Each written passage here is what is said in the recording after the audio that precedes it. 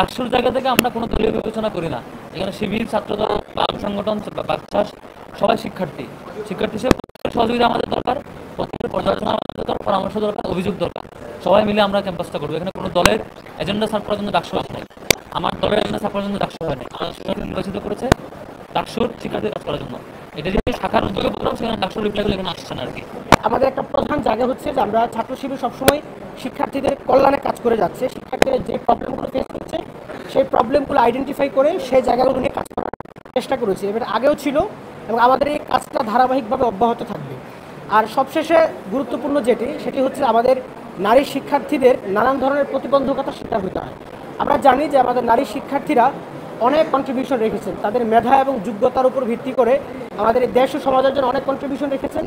বিশেষ করে আমরা জুলাই বিপ্লবে দেখেছি আমাদের নারীরা, আমাদের বোনেরা একেবারে সম্মুখ সারিতে থেকে সর্বোচ্চ অগ্রণী ভূমিকা পালন করেছেন।